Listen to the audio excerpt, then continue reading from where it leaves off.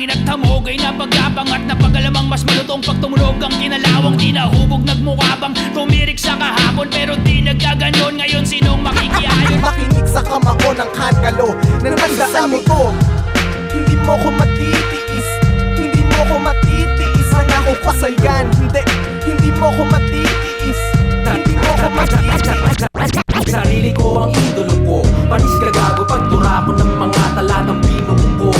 Sarili ko ang idolo ko, panigurado na burado yung mga makakalinos nyo. Palumpalo ka na naman, ang isip mo lumilipad sa kung saan-saan. Palumpalo ka na naman, alam ko yan. My head's in the clouds, but it may form this giant spark though. As I get charged up, brainstorming till lightning shocks those who can't steal my thunder. They can try, but I got both inside a bottle, and I strike while the iron's hot. So when it's like my cosmos might be hostile, just let me be with my passions, luminescence to the end. Flip Top, Round 7, Day 1, pangalawang laban ng gabi. Nandito pa rin, San Juan Gym, San Juan City. Shoutout sa lahat ng, shoutout sa supportan nyo lahat, sa lahat ng nandito ngayon. Flip Top, magigay para sa parting ng laban, oh. Whipcaps.com, search nyo Facebook, Google, mahanap yan. Makapag-order kayo online, international, lahat yan nandyan. Siyempre, Facebook ng Flip Top, facebook.com/fliptop.battleleague, fliptop_battle sa YouTube. Alam nyo na yan, shoutout sa Flip Top staff, lahat ng MCs na buo-buo na liga. At sa kanan ko, representing Uprising, magigay para kay Ilaya.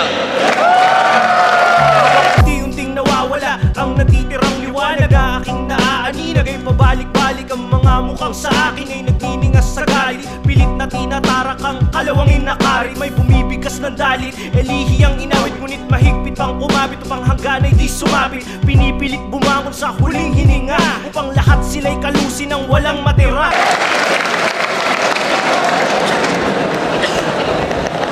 Sa kaliwa naman, mula May Kawayan, Bulacan pa para sa inyo. At meron siyang album na bagong labas lang ngayong taon, Defy Limitation, check nyo yan. Contact nyo siya. Mahanap nyo, magigay para kay Righteous One. Para ba nilulumot sa panaginip, nakahiga ng kay tagal. Masyado na yata mabagal at parang wala na lugar sa pag-andar. Wala direksyon at lakahinto, kung bawat segundo parang ito. Ang dapat siguro sulitin, pilitin, gamitin at susi sa pinto. Bago masaraduhan, kandatuhan, itakwil na sa katauhan. Patawarin niyo kung natagalan na isang katutak ng mga kagaguhan. Ang inatupag nakalimutan, aking papel dito sa lipunan. Pati tunay kong pakalabasan, pero buti na lang ako ay natauhan. Nagkati nga pala, Kultura Clothing. Bagong clothing namin, supportahan yan. Sa lahat, kilala nyo sino yan, mga tropa ko, Wave 321, si Rolin, ayun. Mga tropa ko dyan sa sukat, lahat. Game. Patan nyo, Defy Limitations, mga google nyo yan. O kaya lapitan nyo si Righteous One para sa kopya. Solid yan, solid hip-hop. Nanalo ng coin toss. Nanalo ng coin toss si Righteous One. Pinili niya mauna si Ilaya. Yo, Day 1, pangalawang laban. Pakinggan natin. Unang banat, Ilaya. Game. Rinig. Ngayong gabi, ako'y naparito na naman muli. Nais ko lang sana maging manonood, ngunit may paanyayan dumating. Ano magiging pakay? Kagaran ako napaisip, mensaheng dapat ipabatid o may kalabang narapat iligpit. Pero bago ang PC ko'y mapatid, ako muna yung magpapakilala. Ilaya ang aking pangalan, literal na kabilang sa talahulugan. Ngalang hango sa lugar na aking kilalakihan, pinaikling salita na ang ibig sabihin ay tungo o paghatid sa kalayaan. At ang aking kalaban, walang iba kundi si Righteous One. Sadyang napakarikit na pangalan, kaya dyan natin simulan. Ano nga bang dahilan? Hindi ba't ikaw ay, hindi ba't ang kahulugan ay parang, shit. Di ba't ang ibig sabihin ay taong huwaran na naggagawa ng mabuti para sa, hindi para sa pansariling kapakanan, pinagsaliksika mo ba yan? Parang hindi. Dahil di ka matuwid, hindi ka banal, at di ka makatuwiran. Ang nakakalungkot ay ilang taon mo nang tangan ng pangalan na yan, ngunit ni isa sa akin nabanggit ay hindi taglay ng iyong katauhan. Hindi ka Righteous One, nagpapaka-righteous ka lang. Walang pinagkaiba sa isang taong banal-banalan, ngunit ang hilig ay, hindi sumasablay sa simbahan, ngunit ang hilig ay chismisan. Isang taong nakikipagpagalingan ng relihiyon, ngunit Ngunit handang manakito pumatay ng kapwang iba, pinaniniwalaan na maka-self-righteous ng mga yan. Mga taong handang tumulong, ngunit maniningil na mataas na kabayaran. Mga taong tatawagin kang idolo, ngunit ang pakay gamitan. Ikaw na ikaw yan. FMCC soldiers, pag-usapan natin yan. Meron na bang FMCC soldiers nung nabubuhay pa si Francis Magalona? Di ba wala? Nabuo ang FMCC soldiers kung kailan pumanaw na siya sa kamparasiting o linta. Ano kayo? Mga sundalo ng tela? Alam mong di mo maaani yung mga respetong inani niya, kaya ginamit mo na lamang na paraan ng iyong kapansanan. Kaya ka na natiling ganyan dahil wala kang kayang tayuan. Oo, gumawa ka ng kanta. Ang misyon ay iangat ang kultura, ngunit di mo natayuan. Nag-iba ng estilo, nagpakamakabayan, ready to defend 3 stars, sinasan tirador nga, di mo kayang iwasan. Paano mo yan tatayuan? Wala kang pinagkaiba sa politikong napakagaganda ng pangako bago maghalalan. Ngunit sa oras na manalo sa dyan na itong kinakalimutan at di naman tinatayuan. Kaya ang iyong pangalan, kanta, at di gulong na upuan, pare-pareho lang yung tatlong yan. Dahil ni isa dyan sa buong buhay mo, hindi mo kayang tayuan. Ay, pagkabalat, righteous one! Yo, mga kasama natin sa likod, pakinggan natin pakinggan natin lahat. Dinig na? Yo, check. Yun, mismo yan. After ilang taon na ba, nagawa pa rin. Yan, mahirapan. Kanina ka pa, tol. Kanina ko ba naririnig din ako dyan. Puro ka tayuan. Ang layo ng binyay ko, may kawayang Bulacan. Hasampalin kita nito pag ako tinayuan. Sige. Ito ang pagbabalik na simula para na mapapakita ko na dapat purihin na pakilagan ay ingatan na makabanggaan, lalo na sa patalasan ng dila. Simang may karga, lubos sa talama, kung di man nalata sa mukha malama, patawa ka pala o di mo matanggap na walang binatpat ang mga pinaggagawa mo. Para sa mga plano, tinaya ko simula nung una, pagsampa ko pa nakitablado ay sinigurado at itinaya ko na di ko man maitag sa bato, wag man nakatagilay kay samain at baka mamaya itaga ako sa'yo hanggang sa bumaon. Ano ko ngayon, panahon lang yan, baka nang umapila, natutunan ko na sumabay sa kumaagil doon na ulan lang ako mag-isa para pag dumating ako umaga sa akin pala rin ay lagi mong tatandaan, kaya ako narito sa kayon ay mula rin sa akin pag-uumpisa. Kaya Owl 7, what's up, man? Oh, kanina ka pa dinamay mo pa yung patay na tao, tinatanong mo kung buo na yung grupo ng mga sundalo nung buhay pa siya. Oo, buo na yun, siya mismo yung nagtatag, kaya tangina mo, sinungaling ka, hipokrito ka. Oo, yun na naman napansin ko, ang dami mo sinabi na walang katotohanan. Kung sinasabi mong hindi ako matuwid na tao, ano ka nagmamalinis? Lahat naman ng pinanganak sa mundo makasalanan. Kala mo kung sino ka malinis na tao. Check mo muna, naligo ka na ba, gago? Baho mo! Kung itatanong mo kung bakit gano'n ang panimula, ang hindi mo pa nakakalat ang pinapamukha, kung hindi mo pa nalalaman ang kaya na magawa ng mga salitang minanipula. Naparito ka para ilaya kami, pero para kang batang lumakad bago pa gumapa ka na paurong. Ano karapatan mong tawagin ka sa aking ilaya? Kung sa sarili mong mga nakakahong opinyon, ikaw ang mismo na nakakulong. Diba? Ikaw yung makata na ginagamit ang bunganga para labanan yung mga tuligsa sa bansa. Pero kung titingnan naman natin, kabilang sa mga populasyon ng mga taong wala namang ginagawa, wala namang bilang, ngawa ng ngawa, pero reklamo na reklamo. Akala mo kung sino propetang siniglaliwanag ng mga Pilipino, pero yung totoo naman, nagpapakilipin ka rin naman sa mga kurakot na tao na nagnanakaw ng sweldo para lang tawagin na amo. Oh, baka naman riribatan mo pa ako. Sasabihin mo sa akin, alagad ako ng kultura, musika at sining, hindi ko kailangan ng trabaho. Utangin na mo, huwag nga ako. Pwede, wag na ako. Huwag mo rin sasabihin sa akin, hipokrito ka pag sinabi mong mga bara at kanta mo mismo naglalagay ng pera at kanin sa plato. Pagkangit ng mga kanta mo, mangyayari lang yun pag naglalakad na ako. Pwede ba? Huwag mo na sitayin kung sino ako at kung ano man yung hindi ko kayang tayuan. Dahil lahat ng yun, nakarga ko nang hindi pa tumatayo. Pasan-pasan ko lahat sa mabigat na upuan. Kahit paano ang balat, ilaya, pakinggan natin Ako'y sadyang hindi mapagmataas na tao. Kaya naman, lahat ng aking nagawa, di ko na kailangang isa-isahin o palagi ang pangikwento. Ako'y binansagang veterano, ngunit di importante sa akin ang mga bagay na to. Dahil ang pangunahing kong misyon, buksan ang diwa ng mga tao. Iangat ang lirisismo, pumigla sa pagkasalikop, manindigan sa pinaglalaban, ngunit huwag magpautos sa mga tusong namumuno. Sa kabila nito, tinuturing kong karangalan na mapabilang sa liga na to.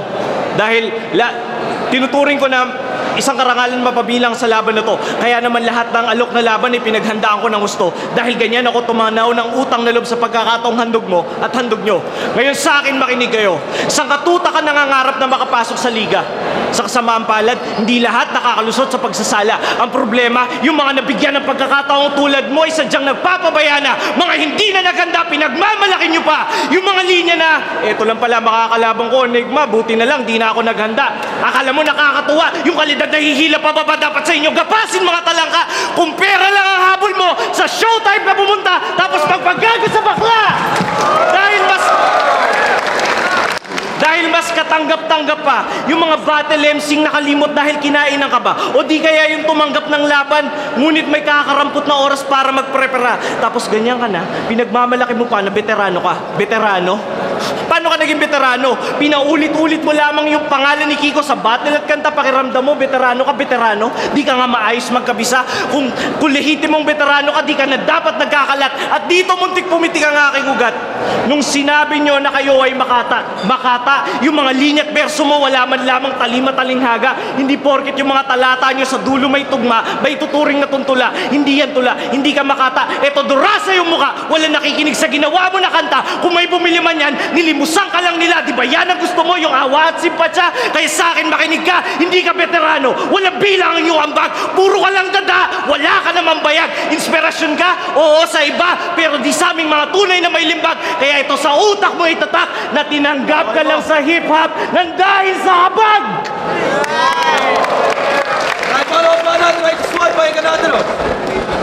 Wow! Sobrang hipokrito talaga na ito ni Tanga. Wala daw nakikinig at bumibili ng plaka ko na dalay. Bakit bumili ka?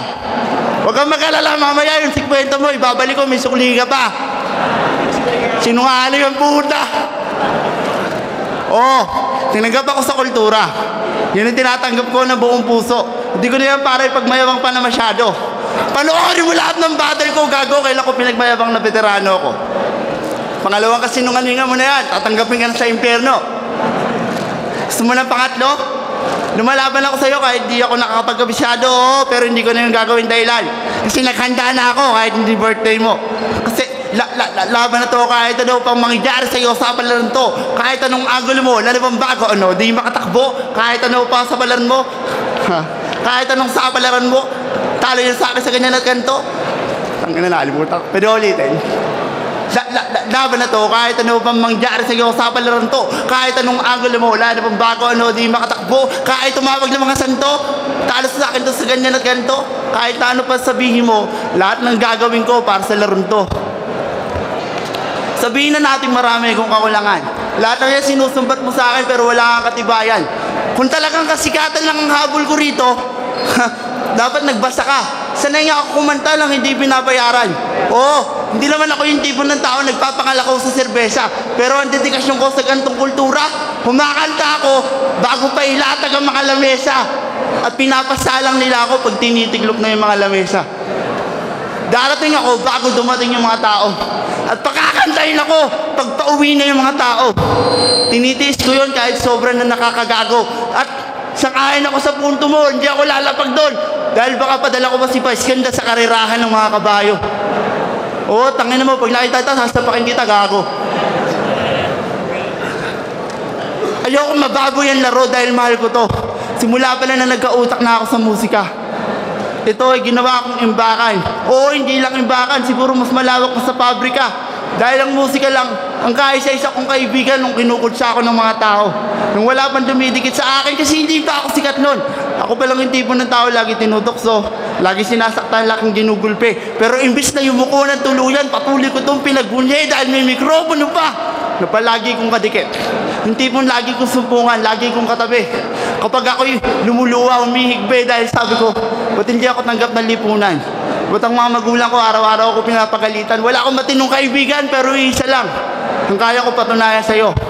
Lumalaban ka para sa kalayaan? Ako lumalaban ako dahil malaya ako. Ilaya. Tayo uling ba natin layo, pakinggan natin. Yo! Pakinggan natin lahat to. Tara. Yo, sana mag-rebat pero katabi mo yung mikropono. Oo, katabi ko yung sawa ko. Yes. Labo. Game. Sa pagtatapos ng yugto ay marahan ko ng binababa ang kortina. Handog ang ilihi ang mula sa pagkamuhi ng aking pluma. Ito ang ganti ng ginahasang literatura, malabnaw na panitikang limot ng makabagong dila. Ang telebisyon ay epidemyang nakakalaso ng ating diwa na mas nanaisip ko pang marinig ang naglulutong ang mura kaysa sa mga salita na pinauso ng sikat ng bakla. Naging impertinente na ang mga bata. Dahil sa paghahasa ng kaalaman sila hindi na nagkukusa. Masyadong malamlam ang pagiging Krisostomo, ibara na pinahina palalo ng pag-ibig ng handog ng Maria Clara. Ako ang filibusterong lulupig sa mga nagdudulot ng pinsala. Ilan pa ba magmamana? Sa malimong halimbawa, panalangin ko sana'y wala na. Kayo ang aking pakay, mga huwad na dalubhasa, isa-isa ko kayong gagapasin hanggang sa kayo ay magkawala na. Kakalasing ko inyong letra, burado ang talata, igagarote ang pangalan, mistulang bumbursa, susubuan ng granada na sumabog yung bunganga, sisipain ka sa hukay, tatabunan ka ng lupa, madadamay ang luluhat, walang ititirang pag-asa, damin mo ang pinsala na mapamuksa akong presensya. Ito ang pagguho ng iyong palasyong palara at pagkagunaw ng iyong mundong sa kahibangan mo ginawa. Dahil hindi ang nilalapitan mong babaylan ay di ka na maisasalba, maging ng saserdoteng nagpapatawad sa mga kasalanan mong ginawa. Hindi ka si Apolinario, hindi ka righteous, ikaw lamang si Joshua. Lumpo ka lang, tandaan mo, hindi ka dakila, hindi ama, hindi hari, pagkat si Francisco at Using Batute ay wala na. Ang nasa harap mo ngayon ay si Ilaya. Ako ang Panginoon ng pandigma na balagtasan, bitbit ang ulo ng saserdote at babaylan, handog ang lampara na akin ang sinindihan. Mane, Fesel, Fares, ito ang iyong katapusan!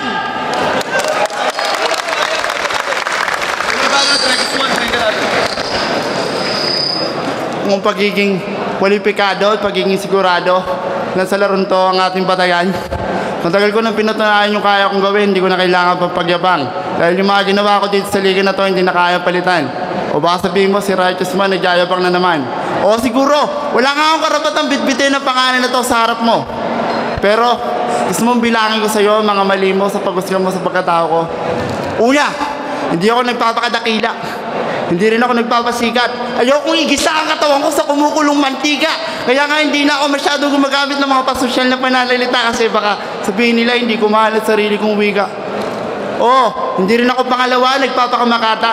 Dahil mahal ko na to mula pa nung bata. Noong mga tipong panahon na wala pa kami sa labi kaya nagtitiis kami sa kinakalawang sa ibabaw na dilata. Yung mga grupo ko hindi pa yung mga tunay na kasama. Yung mga tipong magbabayad ako ng recording studio tapos hindi imimix yung kanta. Ilang beses ko yung ginawa, 3 taon bago ko nagawa yung plaka nila lahit mo. Tangina ka, pinaghirapan ko yun. Kaya mo bang gumawa ng ganitong mga klasikong kanta sa loob ng 3 taon nang hindi sumusuko? Ganito lang talaga kahit nung hindi dinudumog.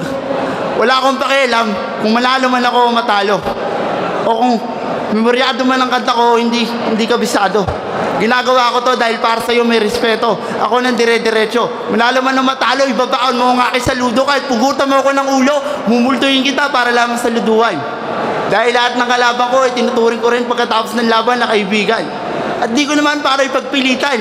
Dahil para nga sa akin sa larong to ay tapos na ako. Oras na para bitbitin ko ang aklat para ilipat ang pahina sa panibago. Dahil sumala ako sa bayan na trapo. Hirap na hirap sa buhay nagiging kahos. Pinipilit ko pa rin tumugma kahit sa buhay ay kapos. At kahit sabihin mo nilang wala akong karapatan dahil sa akin ka ako langan, pinipilit ko pa rin dahil obligasyon ko na yan. Hindi para magpaligaya, hindi rin para sa iyo, Ilaya. Hindi rin para sa mga tumatangkilig at mga peke kong nakasama. Para sa sarili ko, para sa puso, para labanan ng sa mga kultura ay tuso. Para ipakayag ko ano ang tunay sa kulturan to. Dahil ang tunay lamang ang nakakahalata kung sino ang tunay. Para nga mga tao nagsisi na nabuhay ang Diyos na dati ay nakabayubay. Kahit sabihin mong yun ay pananaw ng Kristiyano at tumatagilid ang sandalan ng wheelchair ko. Kaya lang. Kahit sabihin mong yun ay pananaw ng Kristiyano at ngayon ay oras na para sa pananaw na makabago. Sabi mo, dapat kailangan akong humingi ng tawad sa mga saserdote at babaylan. Hindi yun totoo. Ang dapat paghingan ko lamang ng tawad dahil sarili ko dahil alam ko ang tama at mali pero hindi ko yun ginagawa. Paminsan, tanggap ko ako yung makasalanan.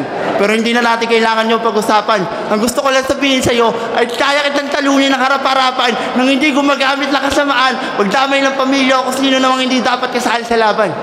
Pagkatapos nito, isa lamang ang bagay na gusto kong baunin mo, hindi mo ko dapat pangaralan. Dahil dito sa kapansanan ko, matagal ko na napagtagumpayan ang sarili kong kalaban.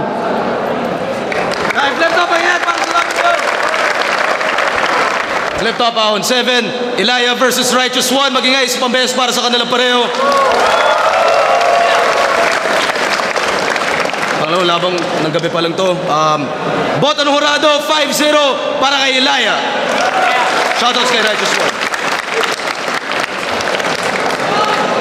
Judges. Marshall, shoutout sa mga tropa ko sa labas.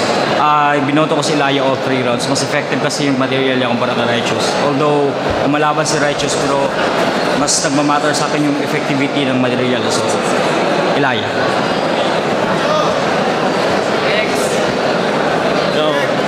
Binoto ko si Ilaya, pero ganito na lang. Sa unang ikot, binigay ko parehas yung laban, unang round tabla. Kasi sa pinupunto ni Ilaya at saka pinupunto ni Righteous One, kasi ba yung puntong freestyle. Saka sa second at saka third round, doon ko na binoto si Ilaya. Sabihin na natin yung mas malinis yung ginawa niya, material, para sa ginawa ni Sir Righteous One. Pero hindi ibig sabihin na malayo yung ginawa ni Sir Righteous. Magaling pa rin.